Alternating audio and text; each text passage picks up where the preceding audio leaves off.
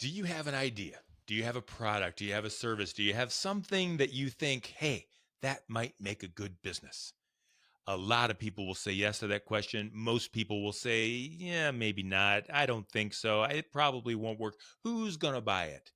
You got to take the first step and you got to put it on a shelf somewhere. Let's do that. Let's start. Let's talk about that. Next, Sruti Baz is my guest on Purpose Under Pressure.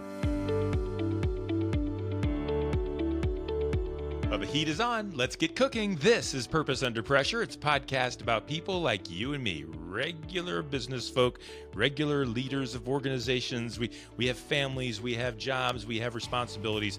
And, we wake up in the morning, we swing our feet out of bed, we put them on the floor, and you know what happens? That pressure comes up. Something tries to stop us, something gets in our way. And whether we allow it to stop us or not is what this show is all about. How do we overcome that pressure? We do it with purpose. And that's what we're going to talk about here on Purpose Under Pressure. If you do like the show, if you've heard it before, if you've watched it, thank you for coming back. I do appreciate it. Don't forget to give us a like or a follow or subscribe. Tell a friend. Go ahead and do that. Hit a button somewhere on your screen there and let other people know that this show's worth watching. It really helps whenever you're looking at a podcast. Should I listen? Should I watch? If you get a couple of reviews or ratings or thumbs up, you're easier to try it. And we want people to try this show out. I think it makes a difference in their lives. At least that's what we're trying to do. And so we do appreciate your help in doing that. Purpose Under Pressure is brought to you by my good friends at Sandler by the Ruby Group. They have been partners of this program since we began 7 seasons ago, as we are in season 8 now. They are amazing, and they help organizations train their salespeople. They help salespeople become better at their craft, not just to close more, not to do tricks and triggers and gimmicks and closes and all that kind of stuff. They teach you to do it right. They teach you to help people solve problems. Isn't that what sales is all about? How can I help you solve a problem? If I can't, I'll walk away.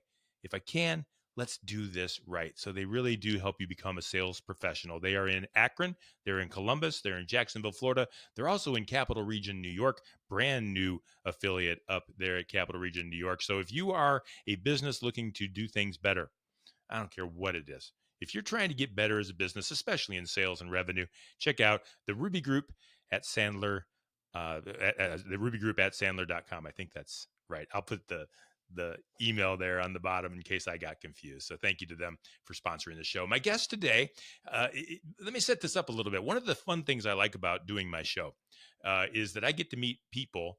I get to talk to people I know. I also get to meet people I've never known before. And I ran across my guest recently. We did a podcast with Lena from Uncle Crunch, and Sruthi was kind of looking around on the LinkedIn saying, what's going on here, and checking out some of our stuff. And I was like, what's she all about? And so, you know how it works in LinkedIn networking. And so I reached out to Sruthi Baz, and she is doing some amazing things. She's the co-founder of Momus, which is a meal kit business to help make Indian lentils at home. So that's unique and interesting. We're going to dive into that. She's also a senior strategy consultant at Sangfra Strategy. She's a adjunct professor in applied social sciences at Case Western Reserve University. Sruthi, you've got a lot going on, and all of the words that describe you are really big and hard to pronounce. Yes. all of those things are tough. So it was difficult for me to get it out. But welcome, Sruthi Baz, to the show. Thank you so much. And you did great. You mastered all of the different words and the tongue twisters. It's important, names matter, and we work really hard for our accomplishments. And when we have them, people should pay attention to them. So congratulations on all your success. And so tell me a little bit more about you and why you do what you do, and tell me about some of the great things that are happening, especially with Momus. I'm really interested in all the things you're accomplishing. Awesome. Yes, I'm happy to. Thank you first for having me. I really appreciate it. And like you said, I work full time. So I'm a strategy consultant by day. And I'm also a mom. That's the most important thing about me. Also by day and by night and on the weekends. Yeah. Yep. So I have two little ones, a 4-year-old and a 2-year-old, and I have a little dog too. I can't leave her out. And last year, amidst the busy times in the kitchen, trying to come up with creative, healthy meals for my kids. My family is Indian by background, and my husband's family is not. So one way that I really wanted to connect my children to my culture teaching language is really hard in an interracial couple and an as we don't speak the same language at home outside of English. So food became even more important, that my kids eat Indian food, they're exposed to it, they are exposed to our culture, and food is just a really easier way to do that on a day to day. So I started becoming more and more intentional about feeding them nutritious, healthy food that was also Indian as much as possible. And Indian lentils was a staple that I grew up eating almost every day. In India, we call it dal. And so, I started cooking it more intentionally with kids, but it was always just something I ate, all the time. And Mhm. if a friend was pregnant or sick or something, I would just bring over a pot of dal. It's very nourishing, it's very good for you. And I kind of got known in my circles as like, if Sruti brings food, it's going to be lentils, it's going to be Indian lentils. And in order to make it for my children really fast after those busy work days, I started like creating kits myself as I would like prep the night before. I'd make the spice blend and measure things out so that, after work, I could just pull it together really quickly. And just making that transition to cooking it in one pot and prepping it. And then my friends kind of just mentioning, like, I could never make this myself. Can you make me some lentils? Like, I'm Mhm. not feeling good. All of those things kind of collided into the creation of MoMAs. So I put it together in a kit. I sent it to some friends with a Google survey that was anonymous and just said, what do you think? Can we productize this? Is this real? And got great feedback. We've just been kind of building the plane while we are flying it ever since. I love that, building the plane while we're flying it. There has to be a missing step in there somewhere. Did you have an idea that you wanted to do the business while you were kind of crafting this better way of being a more efficient friend and a more efficient mom and getting things done? Or did all of a sudden, somewhere along the line, it triggered to you, this could be a business?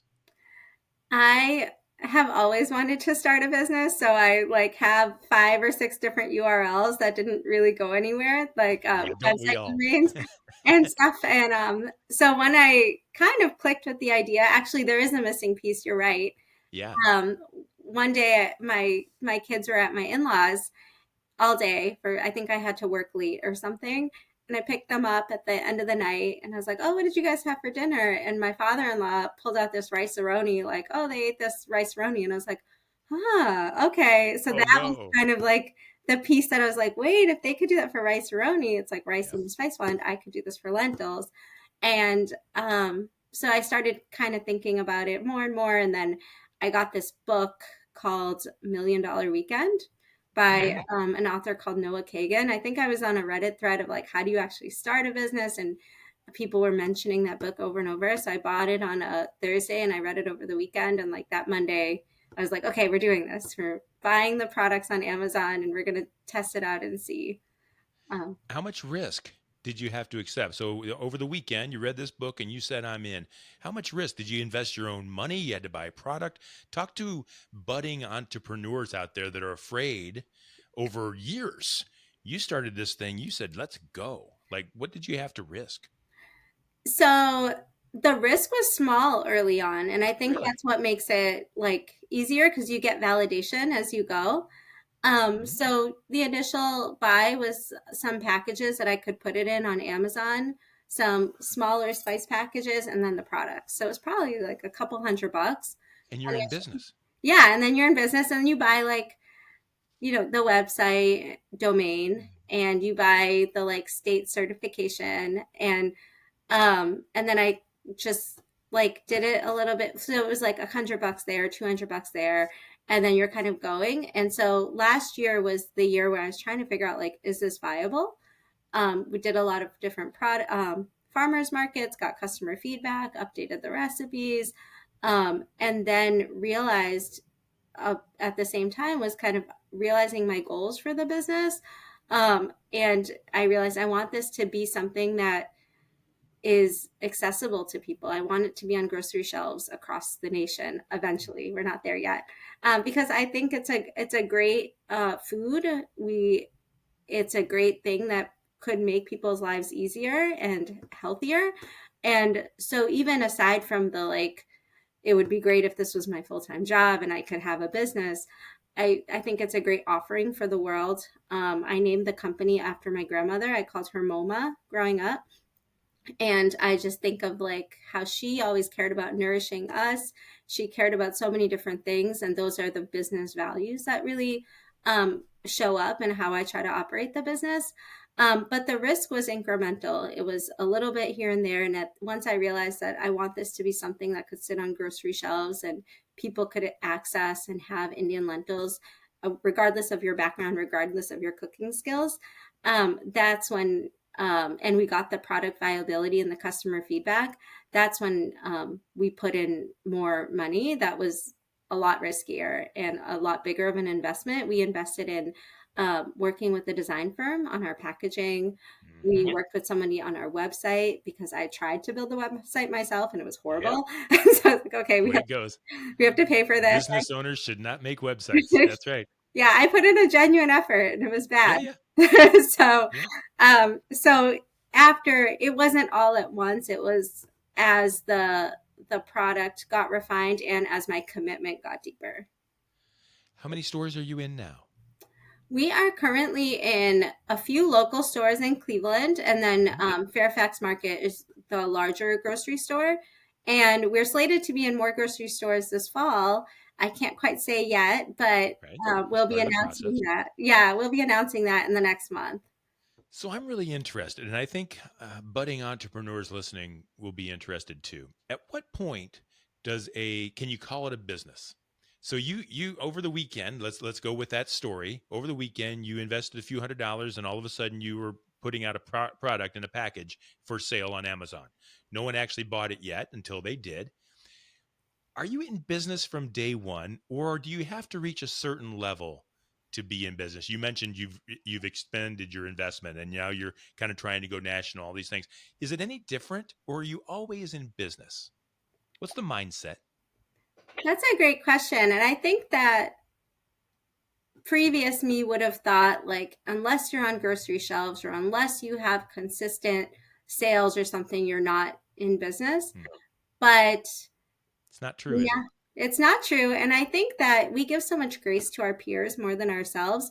And I've joined this business community. I've done a couple of accelerators at this point because Cleveland is very supportive. It's an amazing place and has just a very supportive entrepreneurial ecosystem.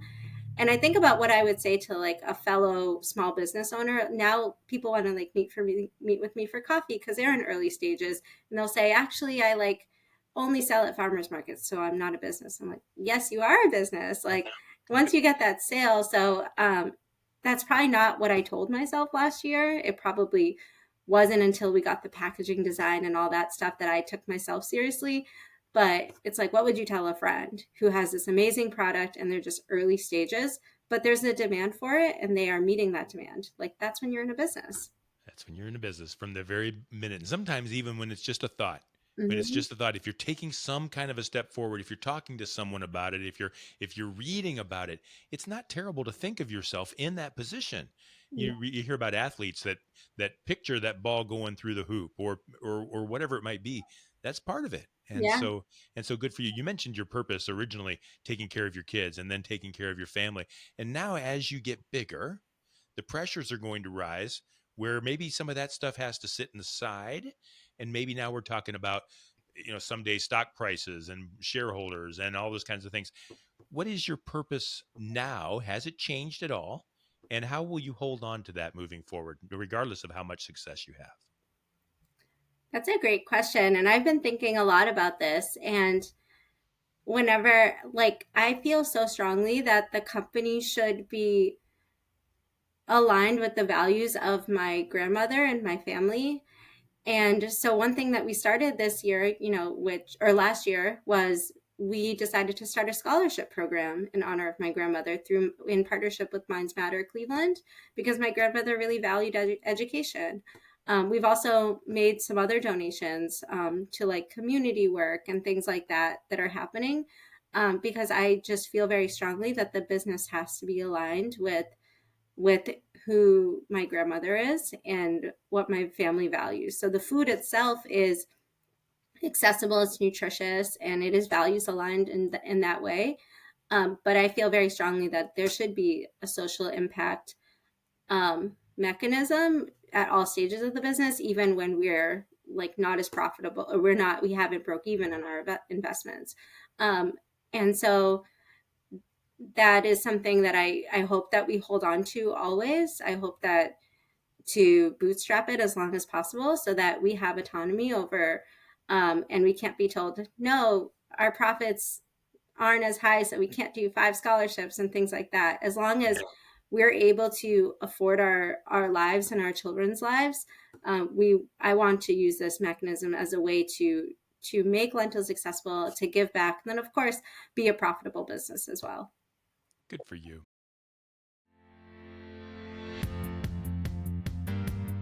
Everyone in the organization needs to know how to sell. Sales is the strength of any company.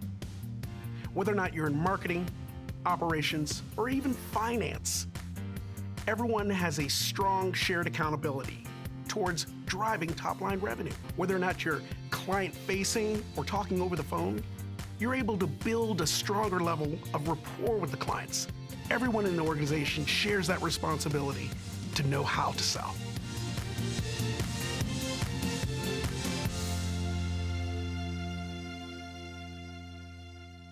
Let me ask you this, and maybe we're heading into the pressure part.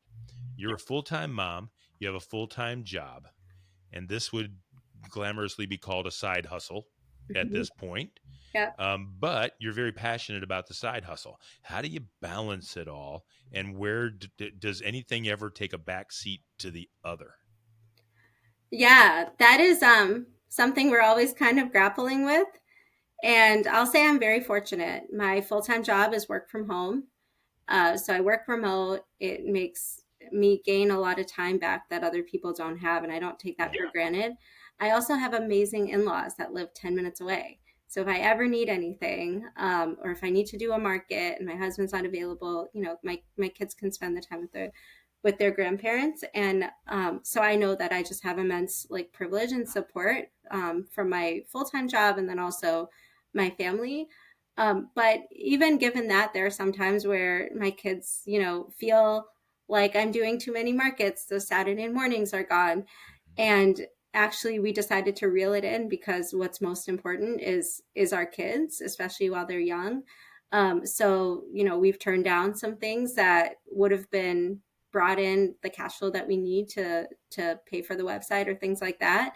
But that's also a place of privilege that we have because we have full-time jobs, and we've been able to do things a lot more on our terms than other people.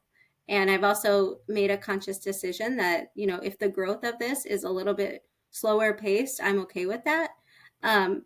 Because I don't want to miss out on my children's childhood and things like that. So there have been some times where I've like taken it too far and I haven't been as balanced. And then I kind of come back to the center and realize what's most important.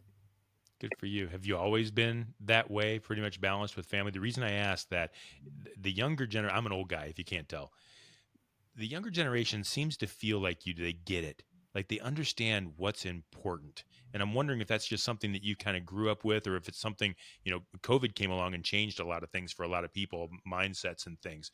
Is that a new philosophy that you have, or is it just something that's kind of been born into you?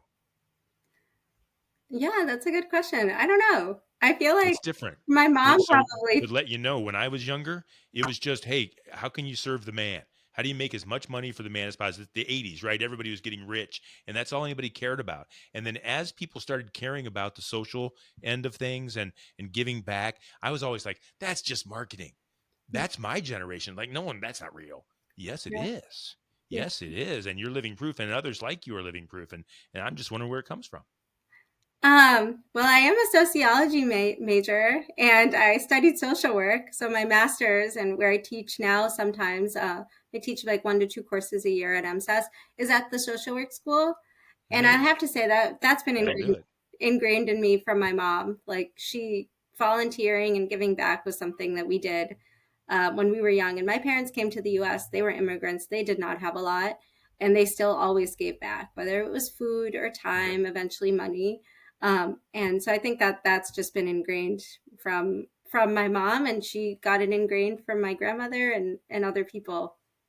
Good for you. You can tell, and I think it probably shows through in your product. So what's been the hardest thing? We talk about purpose and we talk a little bit about pressure so far, but what has been most difficult for you as far as launching this new company, Momus?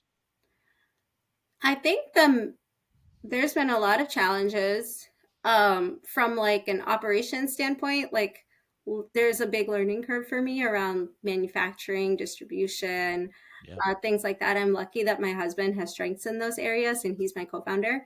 But there's been a learning curve. I'm also not naturally detail oriented. So all the numbers, the finances, like our product are not like these large purchases that happen just every so often. Like the bookkeeping is detailed. So and then upskilling on those like QuickBooks and all those tools and tracking everything is really important. And I'm just not naturally good at it. Um, Aside from that is like the continuous product development. So we launched and we made the product taste really good and it's a certain size, and we realized that actually our one pouch produces about 5 cups of lentils. If you're like not like for me, that's normal. I could eat like 5 cups of lentils every day, like or over a few days, and I won't get tired of it. But what does that mean for repeat customers if they are not, this isn't part of their natural life and they've never eaten Indian lentils before? That's affecting repeat business. So, and we also made a big order to our manufacturer. So we have these units that we already, halfway through, we were like, oh, we need to change the size of this. So, and then also change the price point. And so we need to decrease our production cost or cost, how much it takes to produce things so we can make this product work at this different size. So just coming up with like the different formulas and figuring things out. Luckily, we're almost through our inventory and we're working on resizing. But when we first realized that, we were like, do we sell through this? Do we, if we don't, then that's, thousands of dollars that of product that we're not going to use. And like, what is the right size? So just, it's humbling to know that like, you're just going to have to constantly iterate and you're going to constantly learn what you're doing is probably not quite right. But it's also like fun to talk to customers and get their feedback and understand where they're coming from and just gain a lot of different perspectives and having the humility to be like, okay, that was not the right call. This isn't where I'm not the customer. Like the customers are out there, and listening to those kind of like little things and reading between the lines is hard, but it's been fun. And does that kind of stuff keep you up at night? Not quite knowing what's next, nor knowing what the answer to what's next is, or do you just have faith that this is going to work out? You're new, you're young, you don't have a ton of business experience, but yet you're pushing on, and it doesn't seem like too much is getting you down. Yeah, it doesn't keep me up at night. Good. And but it does keep me up at night in the sense of like, after the kids go to bed, we're working on the business. Oh, that. Yeah. And we're figuring things out and we're looking at the details and we're changing our minds a lot, and we're not quite sure of the timing because, certain inventory SKUs are getting sold faster than others. So it feels like a fun challenge, and I do know that there is space for this a real demand for this product, and I just want to make sure that what we're giving for the customers isn't just like the product, but like the right size. They're going to fit their lifestyle and things like that. And I don't quite know the answer. And I think that's exciting to be able to figure it out. I think it is too. And do you have goals? This will be my last question. Do you have goals as to 3 years, 5 years, 10 years down the line? Like how big do you want this to be?